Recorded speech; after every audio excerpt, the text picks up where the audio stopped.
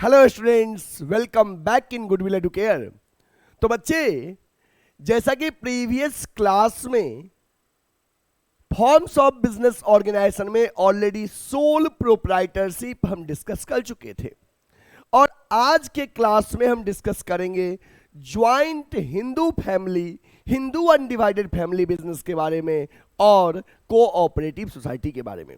आज के क्लास में इन दो बिजनेस के बारे में डिस्कस होगा। इसके बाद फिर नेक्स्ट क्लासेस में आप पार्टनरशिप और कंपनी के बारे में पढ़ेंगे। ठीक है, तो चलिए स्टार्ट करते हैं फॉर्म्स ऑफ बिजनेस का पार्ट सेकेंड।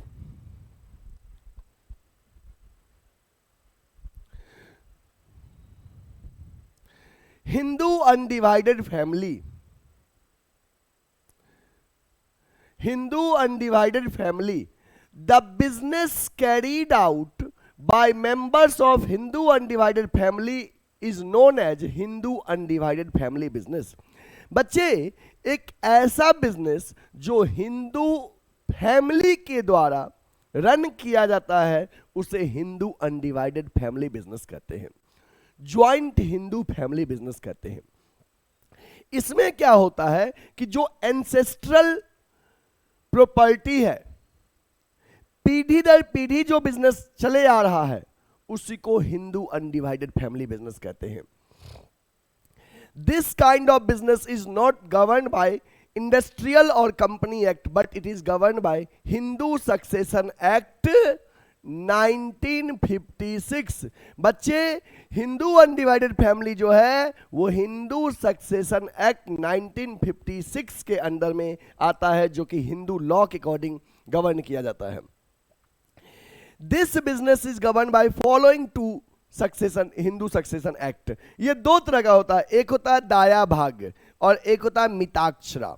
दाया भाग क्या है? केवल वेस्ट बंगाल में है, जैसे केवल वेस्ट बंगाल में आपको दाया भाग है, और मिताक्षरा जो है वेस्ट बंगाल को छोड़ के बाकी जो इंडिया के पोर्शन है वहां मिताक्षरा है। तो दाया भाग केवल वेस्ट बंगाल में है, मिताक्षरा वेस्ट बंगाल के अलावा हर जगह है। There are two conditions for the existence of joint Hindu family business. These are: minimum 2 male member must be there in the family। मतलब इस तरह के बिजनेस में कहा गया है कि मिनिमम 2 मेल मेंबर होना चाहिए, 2 मेल मेंबर फैमिली में, और existence of some ancestral property. Business करने के लिए ये दो चीज जरूरी है हिंदू अनडिवाइडेड फैमिली में। और इस फैमिली में जो भी मेंबर्स होते हैं जिनके बीच प्रॉफिट डिस्ट्रीब्यूट होता है उसको हम को पार्टनर बोलते हैं। क्या बोलते हैं? को पार्टनर। तो बच्चे, हिंदू अनडिवाइडेड फैमिली एक ऐसा बिजनेस होता है जो कि हिंदू फैमिली के द्वारा रन किया जाता है। इस बिजनेस में जो फैमिली का सीनियर मोस्ट मेल मेंबर होता है उसको हम कर्ता बोलते हैं। फैमिली के सीनियर मोस्ट मेल मेंबर को हम कर्ता बोलते हैं और बाकी मेंबर को को पार्टनर बोलते हैं। ठीक है, ये दो तरह का होता है, एक होता है दाया भाग, एक होता है मिताक्षरा।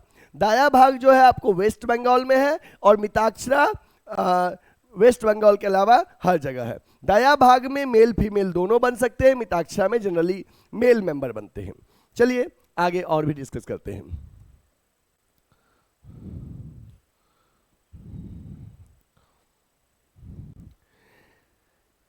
नेक्स्ट है features of Hindu undivided family. Features क्या है? Formation, liability, control, minor member. Formation इसका इजी होता है बच्चे। हिंदू अनडिवाइडेड फैमिली का जो फॉर्मेशन होता है वो क्वाइट इजी फॉर्मेशन होता है। लाइबिलिटी, कर्ता का अनलिमिटेड होता है, और बाकी जो अदर मेंबर होते हैं को पार्टनर जिनको बोलते हैं उनका लिमिटेड होता है। Control, generally this business are control by karta. Minor can become member, minor भी इसमें मेंबर बन सकते हैं। Minor can also become the member, minor भी मेंबर बन सकते हैं, can become member.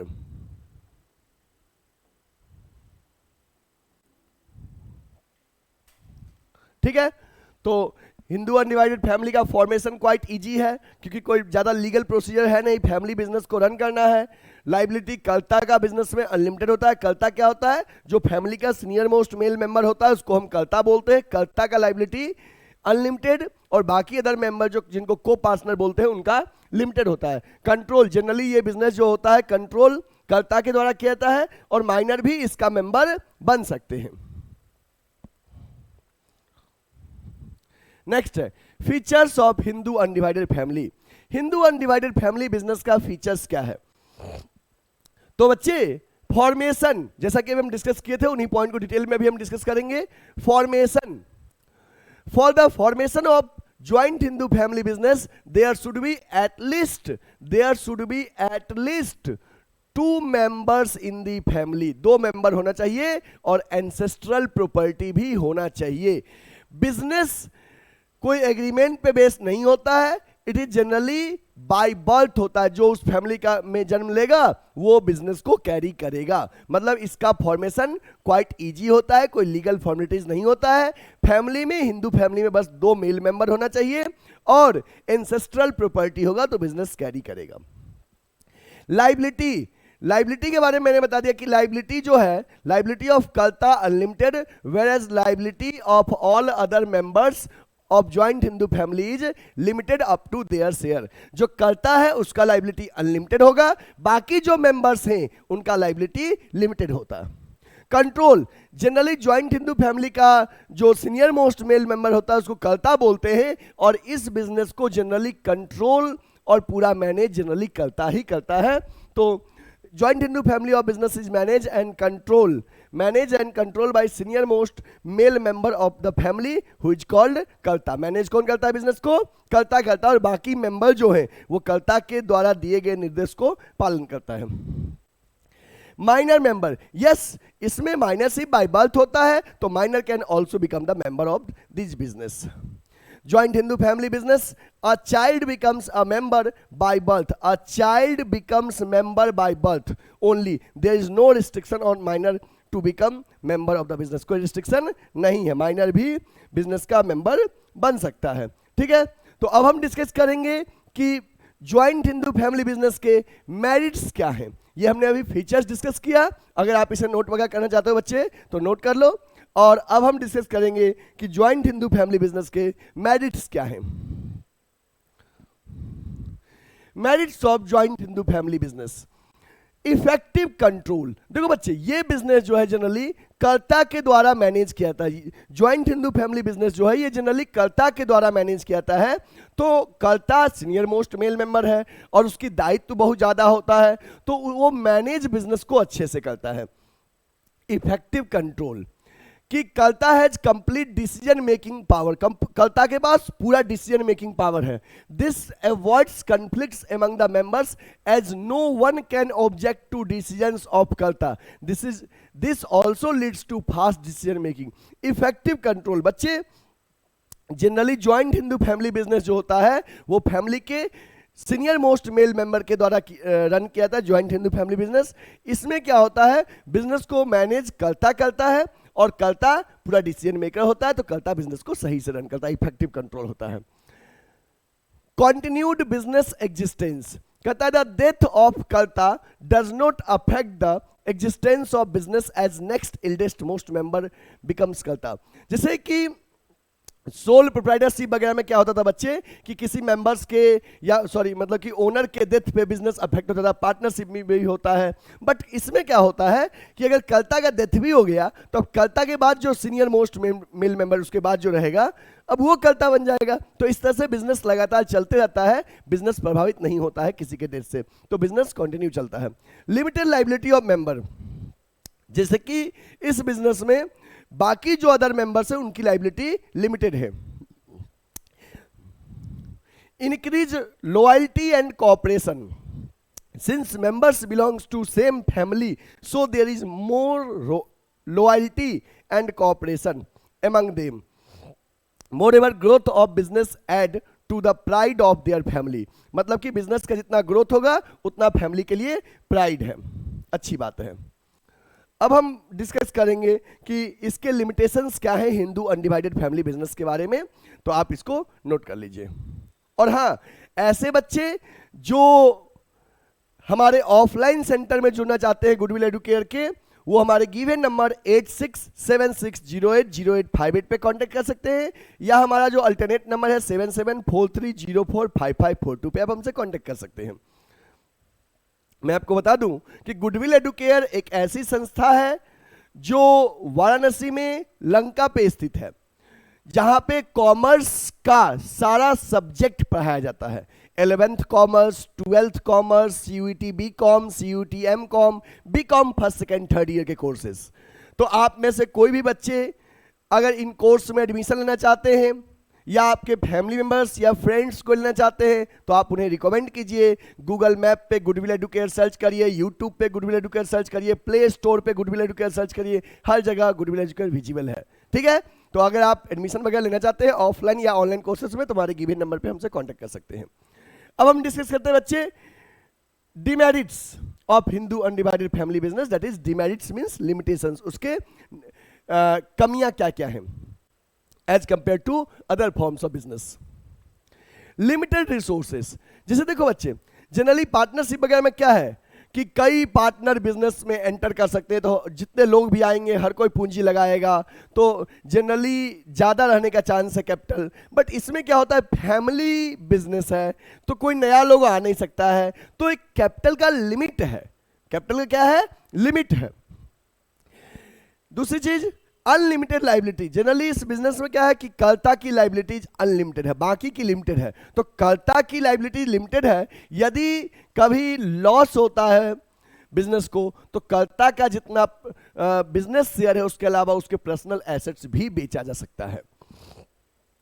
Dominance of कर्ता, यहां पे क्या हमने आपको पहले ही बताया था कि फीचर्स में कि कर्ता मेजर डिसीजन होल्डर्स होता है, डिसीजन टेकिंग पावर कर्ता के पास होता है, तो कर्ता का डोमिनेंसी होता है। तो समटाइम्स क्या होता है, अदर मेंबर्स जो है वो कर्ता की बात नहीं मानते और आपस में कन्फ्लिक्ट्स अराइज हो जाता है, आपस में कन्फ्लिक्ट अराइज हो जाता है।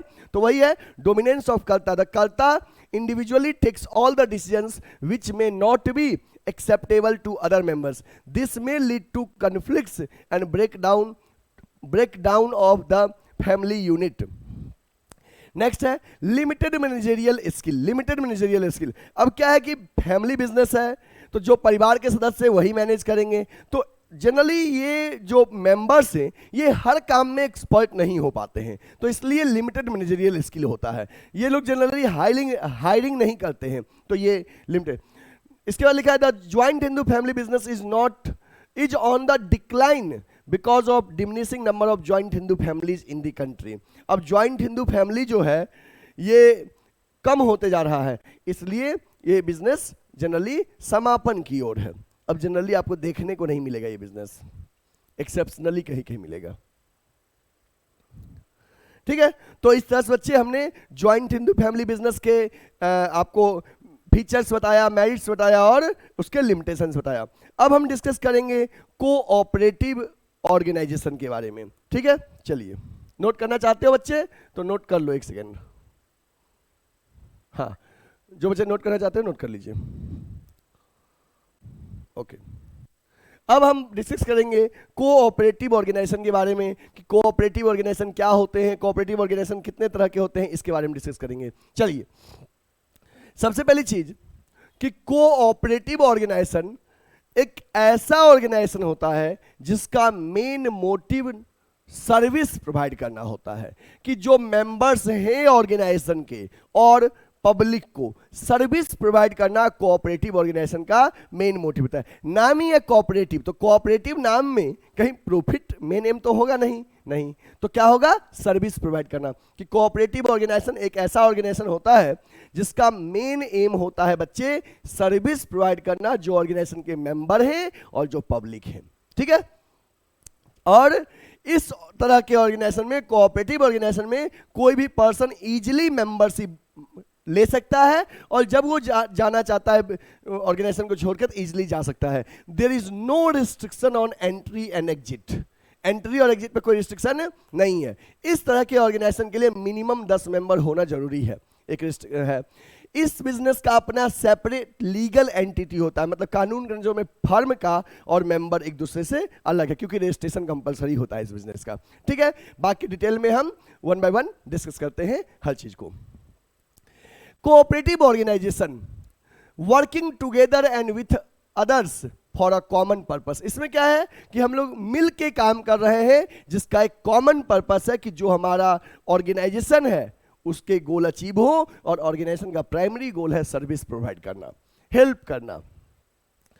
A cooperative form of business is different forms of business enterprises. In this form, the main motive, देखो, in this form the main motive is not earning profit, but main motive is cooperative organization is mutual help. यहाँ पे क्या main M है?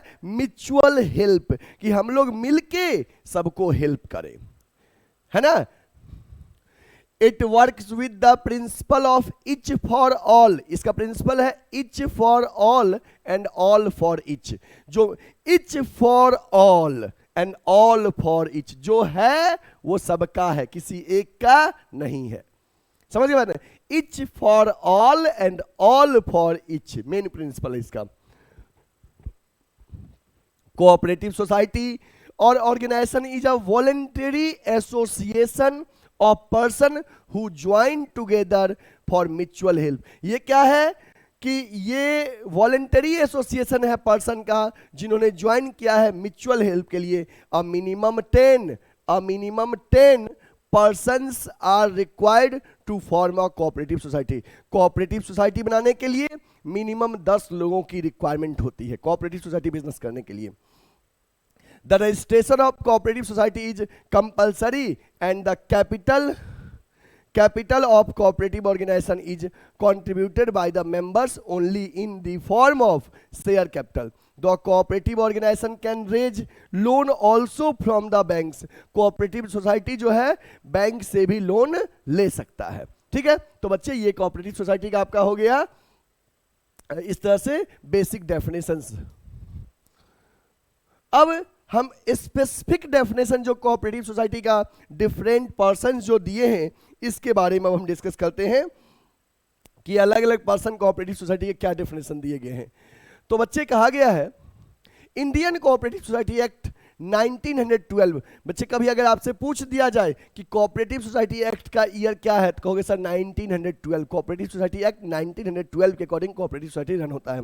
जैसे partnership act 1932 है, companies act 2013 है, ऐसे ही cooperative society act 1912 है। लिखा है cooperative organization is a society which has its objective for the promotion of common interest of its member in accordance with the cooperative principle. क्या कह रहा है? Cooperative organization is a society, cooperative organization एक ऐसा society है which has its objective for the promotion of economic interest of its member in accordance with the cooperative principles. इसके बाद आपको HC कलवर्ट डिफाइन किए हैं। Cooperative is a form of organization wherein persons voluntarily associate together as a human being or on the basis of equality for the promotion of economic interest of themselves। ठीक है, तो इस तरह से आपका international level organisation भी cooperative society को define किया है, तो आप इसको नोट कर लीजिए।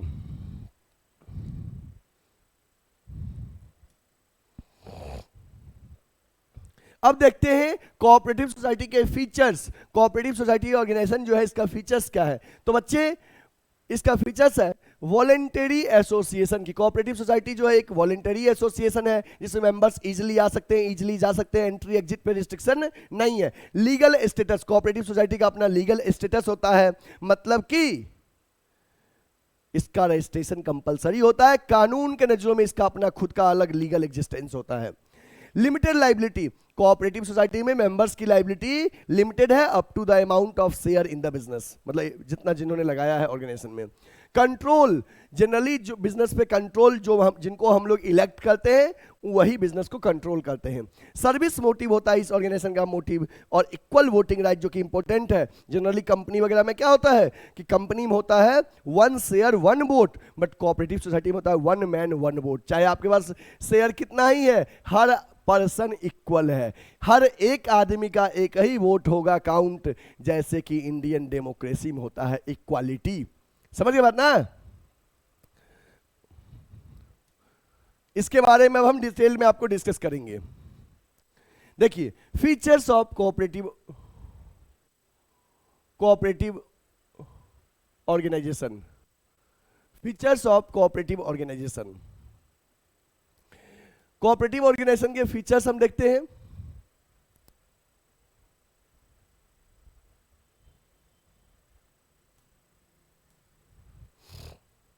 Voluntary association.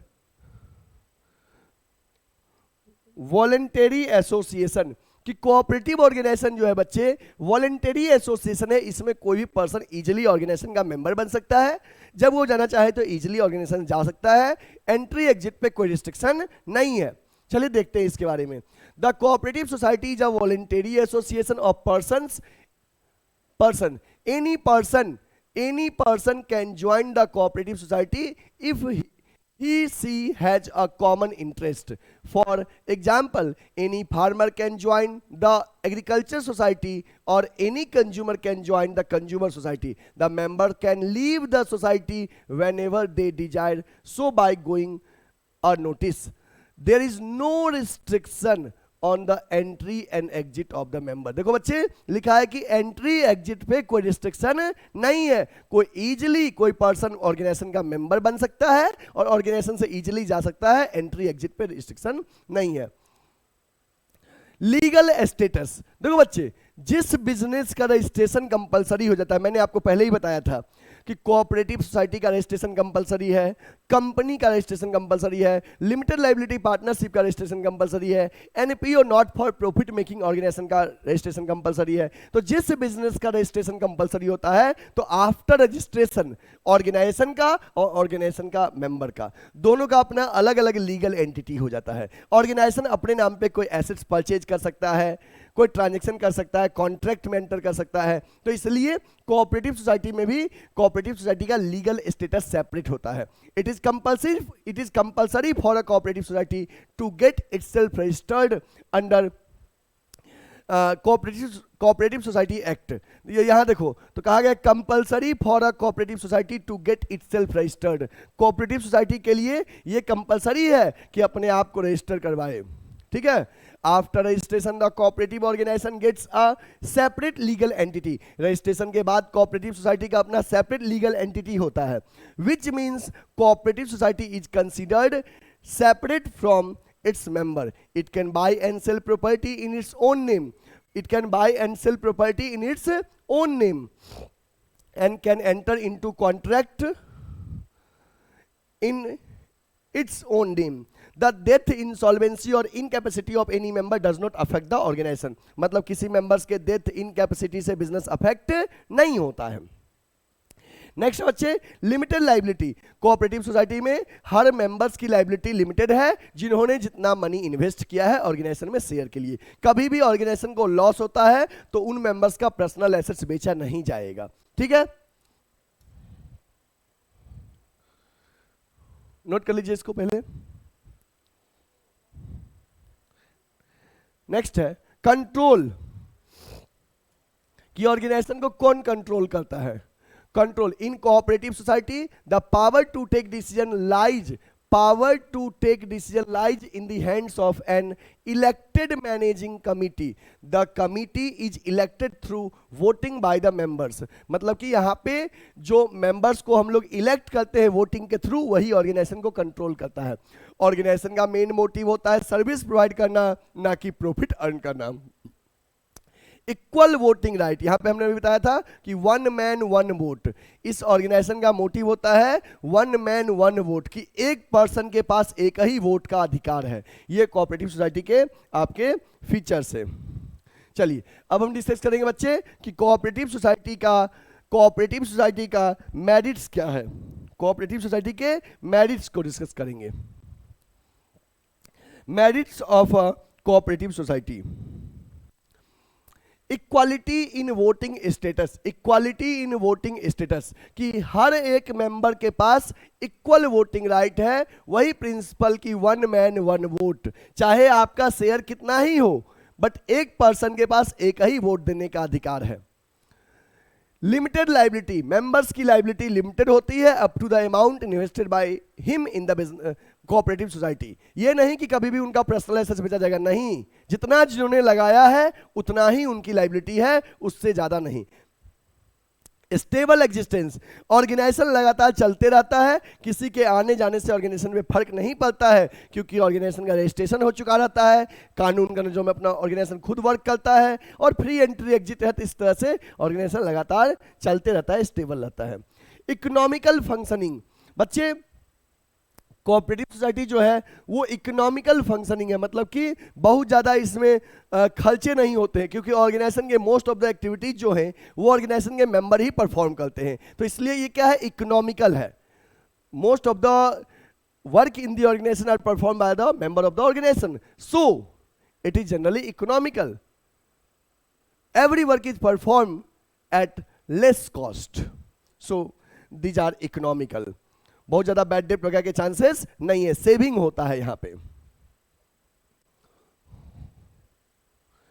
नेक्स्ट है सपोर्ट फ्रॉम द गवर्नमेंट। इस ऑर्गेनाइजेशन को गवर्नमेंट से भी सपोर्ट मिलता है, क्योंकि गवर्नमेंट का भी मेन एम होता है सर्विस प्रोवाइड करना, और इस ऑर्गेनाइजेशन का भी मेन एम है बच्चे सर्विस प्रोवाइड करना, तो यहाँ पे गवर्नमेंट से भी इनको सपोर्ट मिलता है। लो रेट पे लोन मिल जाता है गवर्नमेंट से, कई सारी चीजें गवर्नमेंट से इनको सब्सिडाइज रेट पे मिल जाता है, तो सपोर्ट मिलता है गवर्नमेंट से। इजी टू फॉर्म, मतलब cooperative organization easy to form है, मतलब इजीली आप स्टार्ट कर सकते हो, जो भी उनके लीगल प्रोसीजर है उस तरह से आप इजीली स्टार्ट कर सकते हो। ओपन मेंबरशिप, मेंबरशिप ओपन होता है, कोई डिस्क्रिमिनेशन नहीं होता है कि यही कास्ट के लोग आ सकते हैं या यही जेंडर बेसिस पे, कास्ट बेसिस पे, there is no discrimination. Open membership है, anyone can join the member with voluntary motive, service motive, and whenever they want to leave the organization they can leave, means free membership है, open membership है।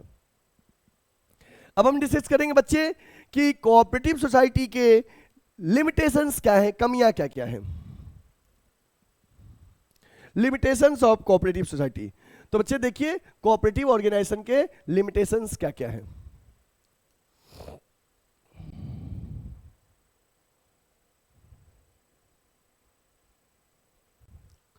Limited capital, कि generally cooperative society में क्या होता है कि जो person organisation के मेंबर हैं वही लोग पैसा लगाते हैं। अब बच्चे कि जनरली उन सब का मोटिव है सर्विस मोटिव, सर्विस मोटिव वाले में कोई ज्यादा पैसा लगाता नहीं है, तो लिमिटेड कैपिटल हो पाता है, क्योंकि हमें लगता है कि हम पैसा लगा रहे हैं और रिटर्न कुछ मिलेगा ही नहीं, तो हम क्यों ज्यादा पैसा लगाएंगे, ठीक ना। और वहीं पर अगर प्रॉफिट अर्निंग रहेगा एम, तो ज्यादा पैसा लगाएंगे। तो लिखा है the cooperative organization is form by the people who have limited resources and there is no compulsion to contribute any some minimum amount of capital.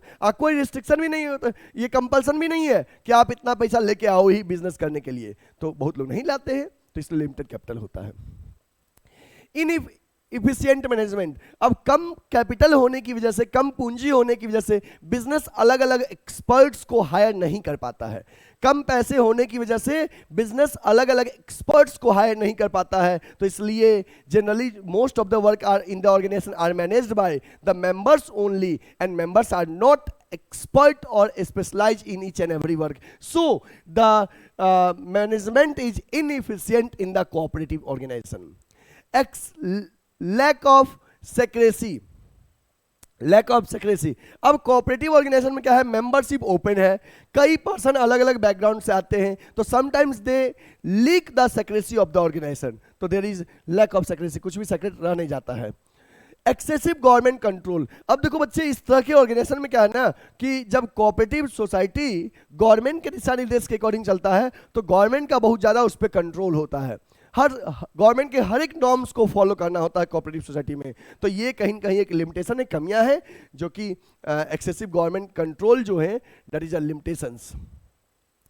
Difference of opinion और conflicts among the members, बच्चे in the cooperative society, cooperative organization, every members join the organization from different backgrounds, different fields, different states, कई जगह से आए हैं। अब बताओ बच्चे, जब पर्सन कई जगह से आएंगे तो सबका गोल अलग अलग रहेगा ना, और जब सबका गोल अलग अलग है तो sometimes they work in the organization in with different goals, different direction, तो आपस में कंफ्लिक्ट राइज हो जाता है, वो लोग सेम डायरेक्शन में वर्क नहीं कर पाते हैं।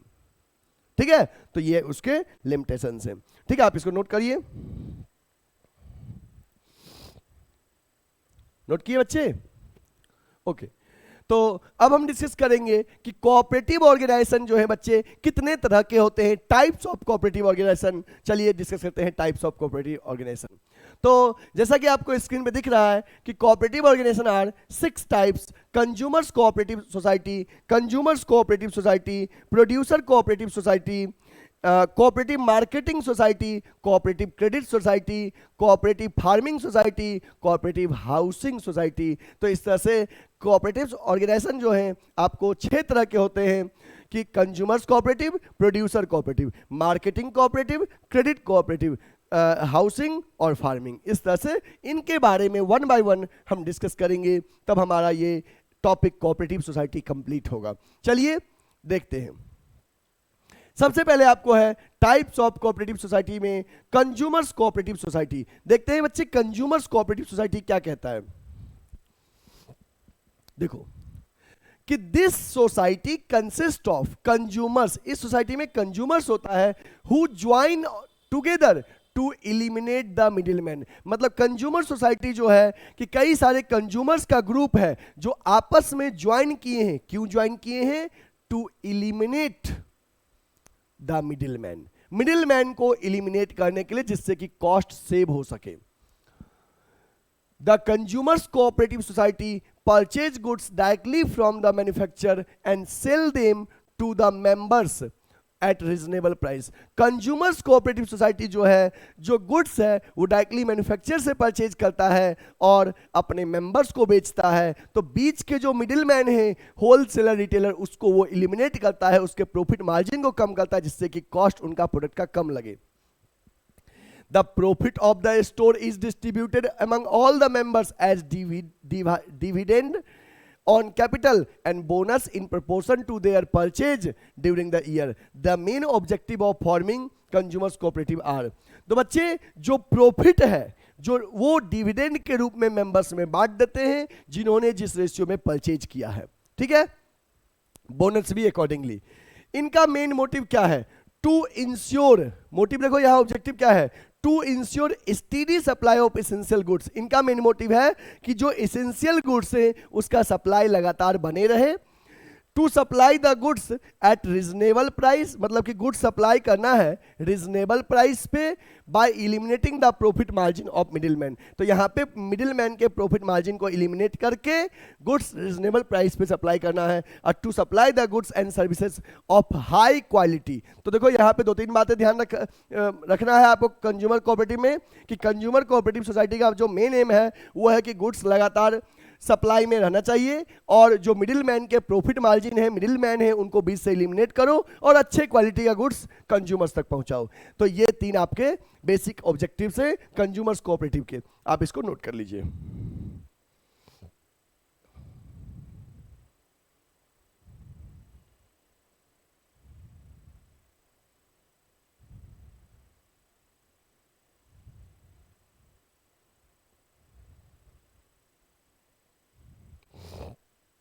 अब इसके बाद हम डिस्कस करेंगे प्रोड्यूसर कोऑपरेटिव सोसाइटी। तो चलिए देखते हैं प्रोड्यूसर कोऑपरेटिव सोसाइटी क्या होता है। देखिए प्रोड्यूसर कोऑपरेटिव सोसाइटी के बारे में कहा गया है कि this society consist of a small producer who individually find it difficult to procure the inputs and gets machinery and latest technology। मतलब कि प्रोड्यूसर कोऑपरेटिव सोसाइटी प्रोड्यूसर के एक ऐसा ग्रुप है जो इंडिविजुअली डिफिकल्टीज फेस करता है रॉ मटेरियल को या डिफरेंट चीजों को एक्वायर करने में।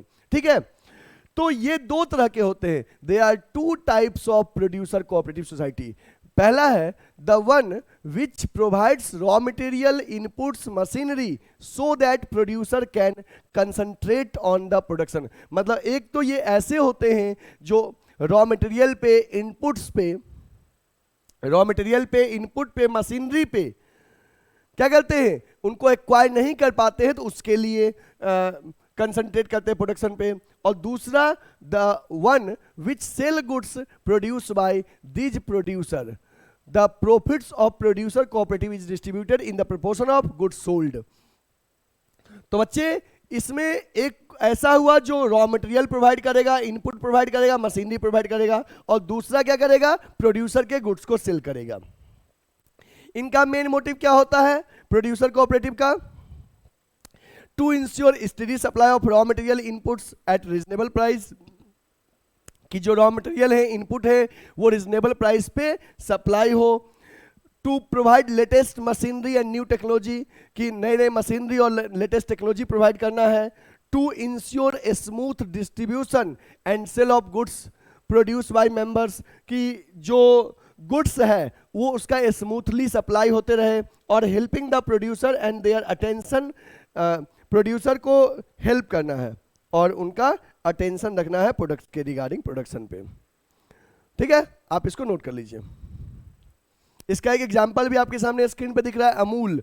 अमूल क्या है, प्रोड्यूसर कोऑपरेटिव सोसाइटी है, जो कई सारे प्रोड्यूसर जो दूध का प्रोडक्शन करते हैं, डेयरी फार्म वाले सबका प्रोडक्ट क्या करते हैं, इजिली सेल करते हैं।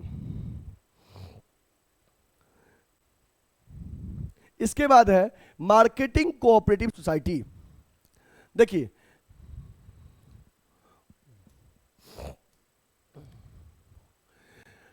The cooperative marketing society consist of a small producer who find it difficult to sell the products at profit. ऐसे प्रोड्यूसर जो अपने प्रोडक्ट को प्रॉफिट पे नहीं बेच सकते हैं, उनका ये ग्रुप होता है। The output of all the small producer is brought together, सारे स्मॉल प्रोड्यूसर का आउटपुट एक साथ लाते हैं, and sold at the best price, और उसको बेस्ट प्राइस पे सेल करते हैं। Such a society helps to improve the bargaining power. Such a society helps to improve the bargaining power and competitive position of its member. It performs various marketing functions such as transportation, warehousing, packaging, grading. अब इनका क्या क्या function है, transportation, warehousing, packaging, grading. The profit and sale proceeds are distributed among the members according to their respective shares in the common sales pool. मतलब इनका main motive होता है कि ऐसे स्मॉल प्रोड्यूसर जो अपना प्रोडक्ट नहीं बेच पाते हैं उनको ग्रुप करना और उनके प्रोडक्ट को सेल करना। ये कोऑपरेटिव मार्केटिंग के सोसाइटी के फीचर्स और ऑब्जेक्टिव है। इनका मेन ऑब्जेक्टिव्स क्या क्या है ये देखते हैं। To ensure steady and favourable market for the output of its member, कि इनके मेंबर के लिए हमेशा एक अच्छा फेवरेबल मार्केट रहे, बेस्ट प्राइस पे सेल करें, ट्रांसपोर्ट फैसिलिटी प्रोवाइड करें, वेयरहाउसिंग, पैकेजिंग फैसिलिटी, और ऑनेस्ट ट्रेडिंग को फोकस करना है, और बीच से मिडिल मैन को हटाना है, और सीधे कंज्यूमर्स तक क्या करना है, प्रोडक्ट पहुंचाना है, जिससे कि इजीली प्रोडक्ट सेल हो इनका। तो ये इनके ऑब्जेक्टिव से, आप इसको नोट कर लीजिए बच्चे।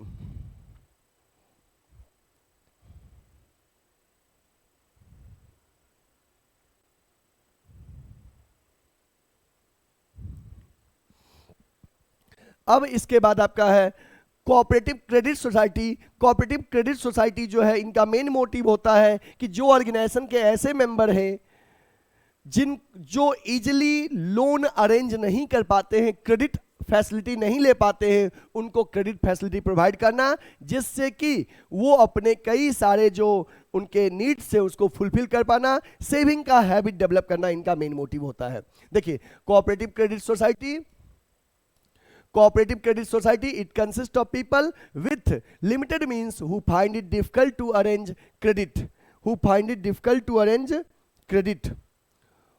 and loans. These society provides financial assistance to its member and promote a habits of saving among the members. The funds of these society consist of share capital contributed by members and deposits made by members and outsiders. The funds are used for giving loan to needy members on easy terms.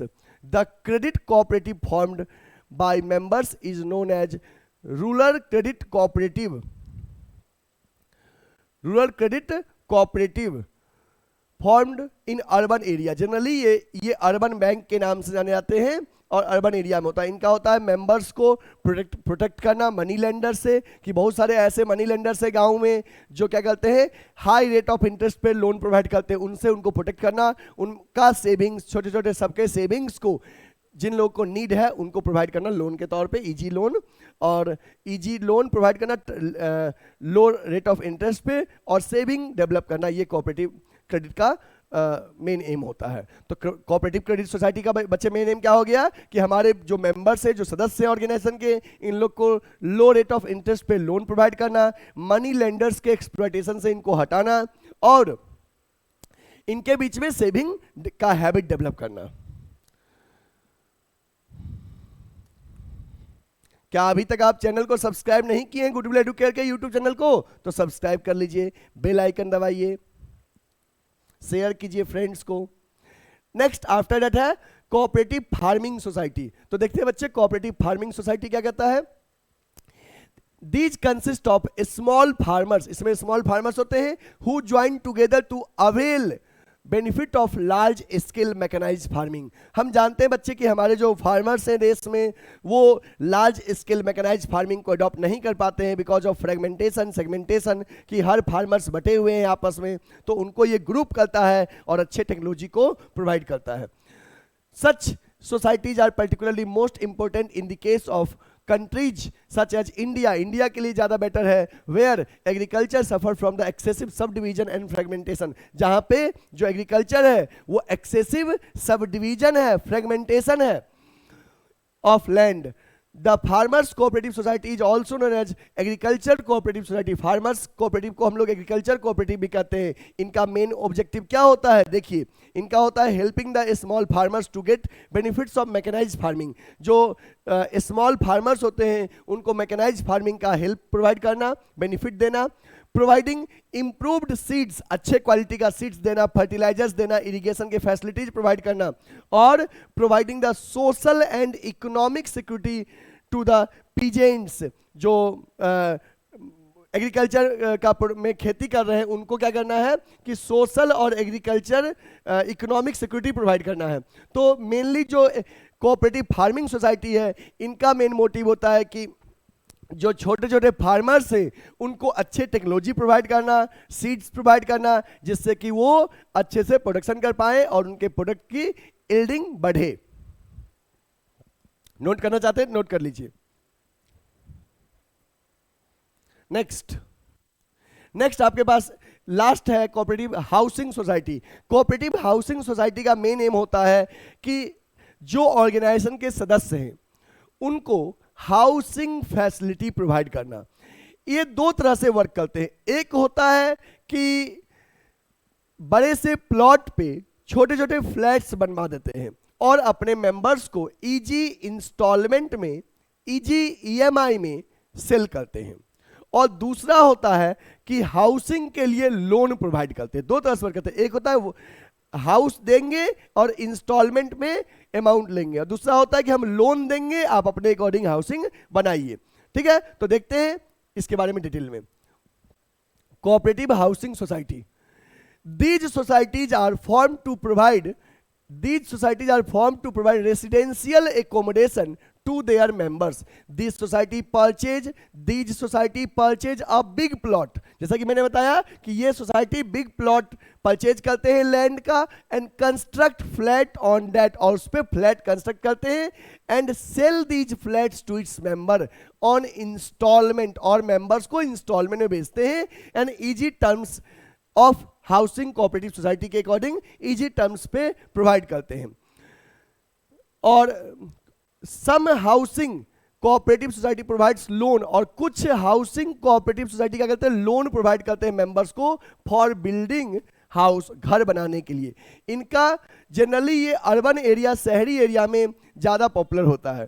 इनका objective क्या है, providing residential accommodation to the members, कि जो organisation के members हैं उनको residential accommodation provide करना इनका मेन एम होता है। Helping the members to purchase house at lower cost, जो मेंबर्स हैं वो लोअर कॉस्ट पे हाउस को परचेज कर सके, अफोर्ड कर सके। और providing civic amenities such as road, parks, street light और पार्किंग, और जो बेसिक फैसिलिटीज होते हैं, रोड, स्ट्रीट लाइट, ये सब फैसिलिटी प्रोवाइड करना इनका मेन एम होता है। तो बच्चे इस तरह से हमने आज के क्लास में डिस्कस किया आपको ज्वाइंट हिंदू फैमिली बिजनेस के बारे में और कोऑपरेटिव सोसाइटी के बिजनेस के बारे में। तो ज्वाइंट हिंदू फैमिली बिजनेस में हमने उसके फीचर्स, मेरिट्स, डिमेरिट्स पढ़ा।